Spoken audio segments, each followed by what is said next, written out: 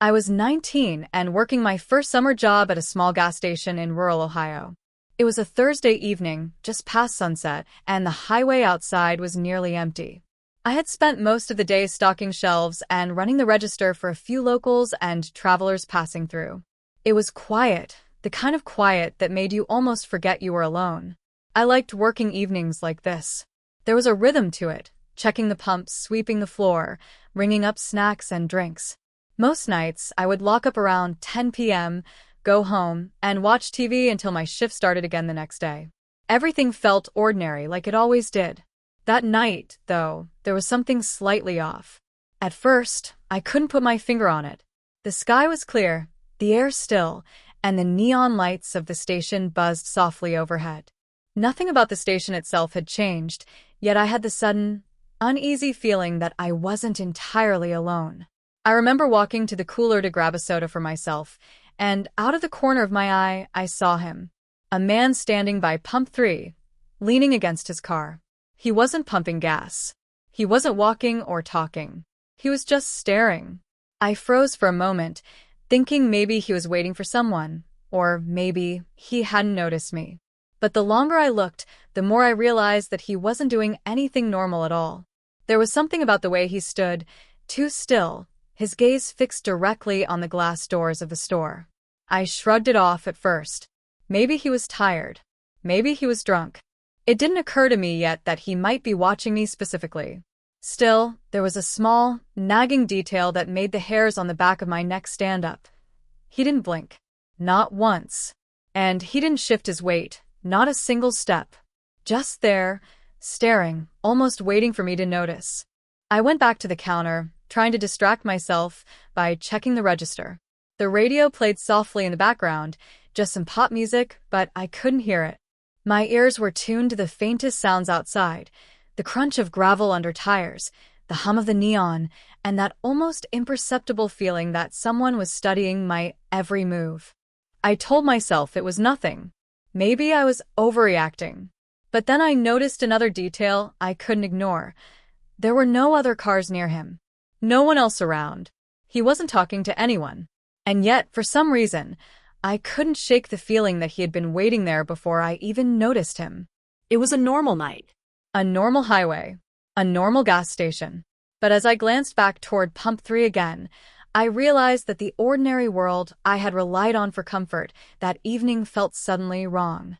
That quiet, empty highway outside the window didn't feel safe anymore. And I couldn't stop wondering why someone would just stand there, staring, as if they knew I was alone, and as if they were planning to do something I couldn't yet understand.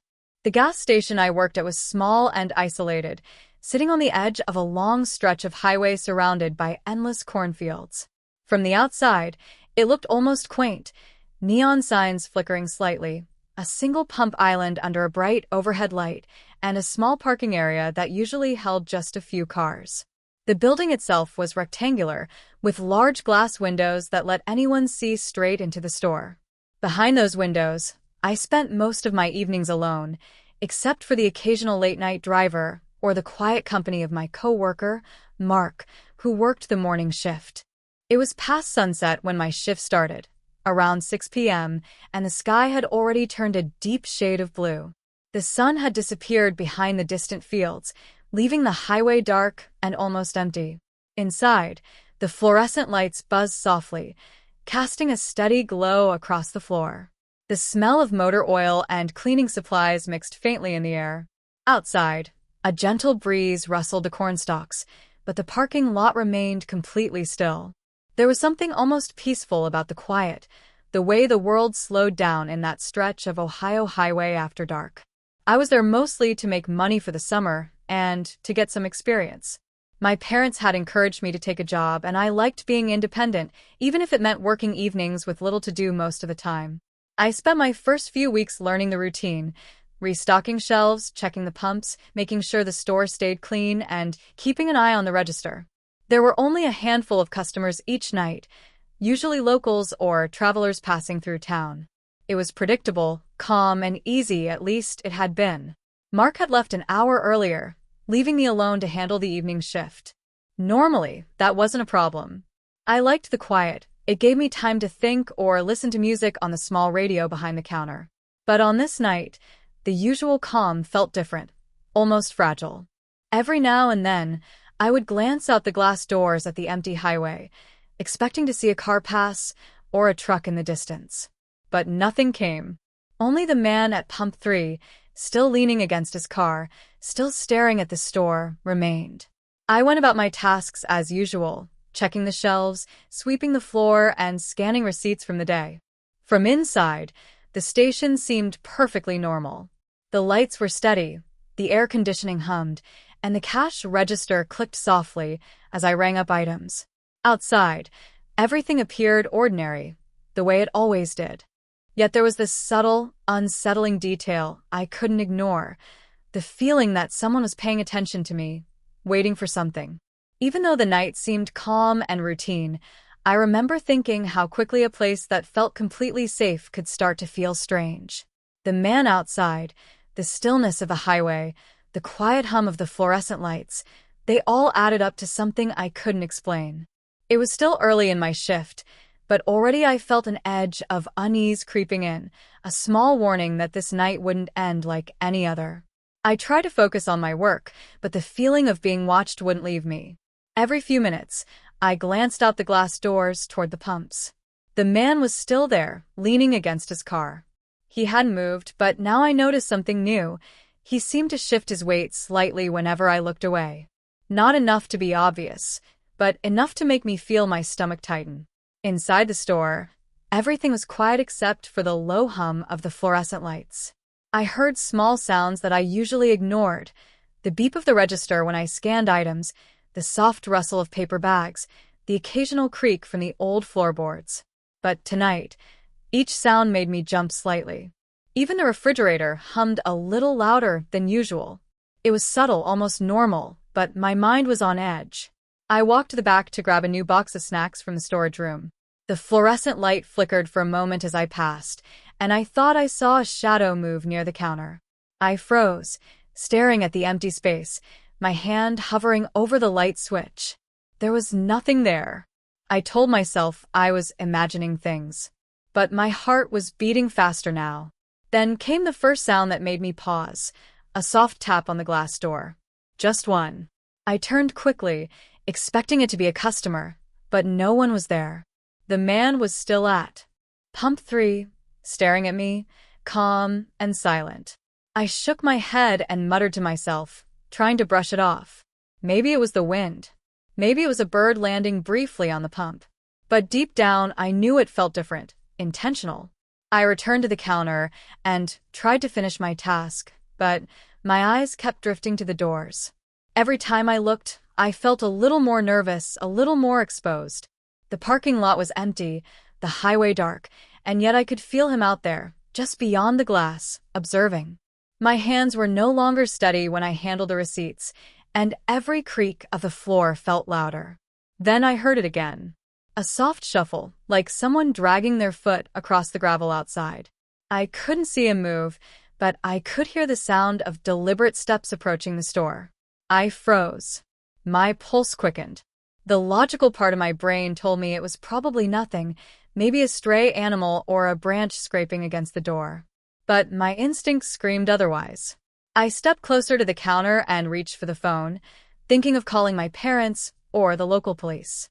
The man shifted slightly at the same moment, and I realized he had been standing there long enough to notice my every movement. The way he moved now was small, almost imperceptible, but deliberate. And I realized the truth. He had been paying attention the entire time.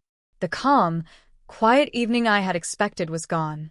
The store felt smaller, the doors heavier, the lights harsher. Something about the air had changed. I was no longer just working a routine shift. I was under observation, and I couldn't shake the feeling that the man outside had a plan. That quiet stretch of highway suddenly felt far from safe. I kept telling myself to stay calm. I had worked alone many nights before, and nothing like this had ever happened. But now, every sound, every movement outside the store felt charged, dangerous. The man at pump 3 was no longer just standing. He was shifting, pacing slowly from one side of his car to the other. His gaze never left the glass doors. The fluorescent lights above flickered again, briefly plunging the store into a dim, uneven glow. I froze, my hands hovering over the counter.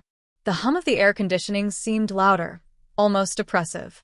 Something about the quiet outside made it impossible to ignore the fact that he was aware of me. I felt like a bird trapped in a cage, visible from every angle, with no escape. I tried to reassure myself that it was still just a man loitering, maybe bored, maybe lost. But then I noticed something I couldn't unsee. He had lifted his jacket slightly, as if to reach inside. My stomach dropped. I realized that the bulge I had noticed earlier could be a weapon. A knife, a bat, anything. And the thought made my chest tighten and my hands clammy. I moved behind the counter, thinking I could use it as a barrier. My eyes stayed locked on the doors.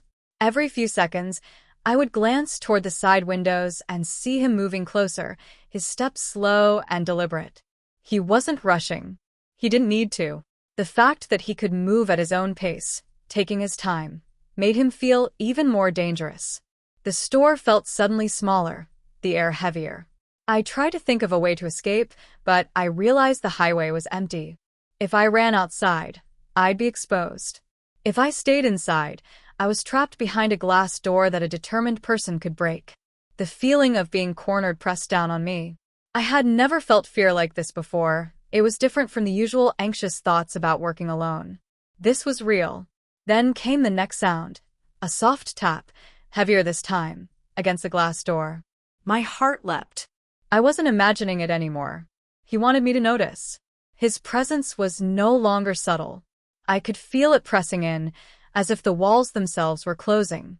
Every instinct screamed at me to move, to hide, to call for help, but my mind was frozen for a moment, trying to process how close he had gotten without me realizing. I crouched slightly behind the counter, watching him. The man had stopped pacing and now just stood, staring directly at me, calm and patient. I noticed his expression clearly for the first time. It wasn't angry. It wasn't frantic. It was methodical, calculated. He had been waiting, watching, assessing the situation. And in that moment, I understood that he wasn't just a stranger. He was a threat I couldn't avoid. I realized the evening had changed completely. What began as a normal shift at a quiet gas station had become a dangerous game of observation and patience. Every instinct screamed that he was ready to act. I could feel the tension building, and I knew that I was only moments away from a confrontation I hadn't prepared for. I didn't have time to think. The man outside the door moved suddenly, faster than I expected, sliding the handle and jiggling it. My heart slammed in my chest. The lock held, but I knew it wouldn't stop him if he decided to force it. I ducked behind the counter, my hands shaking as I grabbed the phone to call 911. The line rang, and I whispered my address, trying not to make a sound. I could hear him pacing again, now just outside the door, each step deliberate, measured, like he was waiting for me to make a mistake. Then, without warning, he pressed himself against the glass and leaned forward, his face almost touching the window. I could see his eyes clearly now, cold and focused, scanning every movement I made. I swallowed hard, trying to steady my breathing. I wasn't sure how long I could stay calm if he stayed there, staring. I considered running out the back door, but it led to an empty lot. I'd be exposed before I even made it 10 feet. The front door was locked. The windows offered no cover. I realized I had nowhere to go except the storage room in the back. Quietly, I slid open the door and stepped inside, closing it softly behind me. The storage room was cramped, just shelves of soda, chips, and cleaning supplies. I crouched low, trying to make myself as small as possible. I pressed my ear against the door, straining to hear him. Outside, I could hear him moving along the front of the store, tapping on the glass, testing the windows. Every sound made me flinch. I could feel my pulse in my ears. Minutes passed, or maybe seconds, I couldn't tell. My hands were shaking too much to grip the phone properly. I whispered again to the dispatcher, explaining the situation, and the operator told me to stay calm and stay hidden. Easier said than done. I could hear him stepping back, moving along the sidewalk, then circling near the side windows. I realized he had been circling the building, looking for another way in. Suddenly, he tried the side door. I froze. The knob rattled, then stopped. I held my breath. For a moment, silence. Then the sound of him walking back toward the front. Relief washed over me, but it was temporary. I knew he could return at any moment. I felt trapped, panicked, and utterly exposed despite being in a room barely big enough to hide behind a shelf. Finally, after what felt like hours, I heard the distant wail of sirens. The dispatcher had sent the police. I stayed crouched until I heard voices outside, shouting for the man to stop. Then, I heard him run. Footsteps pounding into the night, fading quickly. I stayed in the storage room for a long time, shaking, trying to calm down. When the officers finally entered, they reassured me, checked the locks, and searched the surrounding area. But he was gone. I stepped out into the store, every light now glaring too brightly, every shadow too long. The normal calm of the gas station was gone. That night, the highway felt empty, silent, and dangerous in a way I had never noticed before. The police stayed with me for nearly an hour, questioning, checking cameras, and securing the area. My hands were still shaking, and every sound outside made me flinch. They promised to search the highway and the surrounding cornfields, but deep down, I knew it was a long, empty stretch of road at night. Whoever he was, he could vanish easily. Later, one of the officers walked me through the store's surveillance footage from that evening. I thought I had seen everything. Him pacing outside, lingering near the car, pressing against the glass. But what I saw on the screen made my stomach turn. The man hadn't just been outside for a few minutes. The footage showed him arriving hours earlier, before my shift even started. He had circled the building, crouched behind the pumps, and then disappeared from view, only to reappear when I arrived. He had been waiting, watching, studying the store, and everyone who came and went. The realization hit me hard. I had been a target long before I even noticed him. The next detail made me freeze. At one point, the footage showed him slowly opening a side utility door that was supposed to be locked. He entered quietly, moved through the small back storage area, and hid behind a stack of boxes. That meant he had been inside the building without my knowledge, inside the same store I thought was empty, while I was stocking shelves, ringing up customers, and sweeping the floor. I had been completely unaware that he was there, so close I could have reached out and touched him. The officer paused the video, pointing to a small black bag he carried. Inside, there were several tools, a crowbar, screwdrivers, and a small knife. Everything I had feared was true. He had intended to break in, to confront me, to do something I couldn't yet imagine. And he had been patient enough to wait until the perfect moment to appear, letting me sense danger without me knowing how close it really was. The most unsettling part? The man's face on the footage was partly hidden, but I could make out enough to know that he had been watching not just me, but the entire shift with precision. He wasn't a random stranger passing through. He had planned this, calculated every step, and chosen me specifically for whatever reason I may never understand. That night, when I replayed the events in my mind, everything changed. The taps on the glass, the subtle movements outside, the shadows in the corner. They weren't just coincidences. They were deliberate, part of a careful strategy.